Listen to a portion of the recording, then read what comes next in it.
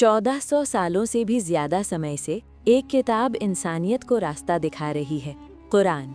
लेकिन ये किताब कैसे उतरी और कैसे महफूज रही, आइए इस पाक सफर को जानें। 1400 साल पहले अरब के रेगिस्तान में एक ऐसा पैगाम उतरा जिसने इंसानियत की दिशा बदल दी। बिस्मिल्लाहिर्रहमानिर्रहीम। इस्लाम से पहले अरब की ज़मीन कबीलाई समाज, मूर्ति पूजा और जंगों से भरी हुई थी। लिखना पढ़ना आम नहीं था, लेकिन याददाश्त और शायरी अरबों की सबसे बड़ी ताकत थी। उस दौर में शायरी ही कानून, इतिहास और पहचान थी। 610 ईस्वी खारे हिरा में पहली वही उतरी। पढ़ो अपने रब के नाम से जिसने पैदा किया। डरे हुए नबी सल्लल्लाहु अलैहि वसल्लम घर लौटे और उम्मुल मुमिनीन खदीजा रज़ियल्लाहु अन्हा ने तसल्ली दी।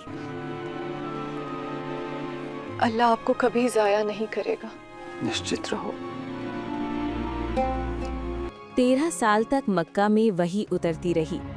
आयतें लोगों के दिलों को झकझोर देती थीं। मुख्य पैगाम अल्लाह की एकता, इंसाफ, आखिरत, सब्र और रहमत। लेकिन इसके बदले मुसलमानों को जुल्म, तशद्दुद और बहिष्कार सहना पड़ा। मक्का से मदीना की हिजरत सिर्फ सफ़र नहीं, बल्कि एक नई उम्मत की शुरुआत थी। अब कुरान सिर्फ अकीदा नहीं सिखाता, बल्कि समाज बनाना सिखाता है। कानून, रिश्ते, जंग और अमन, गैर मुसलमानों के साथ व्यवहार। मदनी आयतें इंसानी समाज के लिए पूरा ढांचा देती हैं। नबी सल्लल्लाहु अलैहि वसल्लम की वफ़ात के बाद कुरान सहाबा के सीनों में और अलग अलग चीज़ों पर लिखा हुआ था। हज़रत अबू बकर रज़ियल्लाहु अन्हा ने पहली बार इसे एक जगह जमा कराया। बाद में हज़रत उस्मान रज़ियल्लाहु अन्हा ने एक मयारी मुसहफ़ तैयार कराया ताकि उम्मत में इख्तिलाफ न हो। आज का कुरान उस्मानी मुसहफ़ से बिल्कुल मेल खाता है। कुरान अरब से निकलकर अफ्रीका, फ़ारस, स्पेन, हिंदुस्तान तक पहुंचा।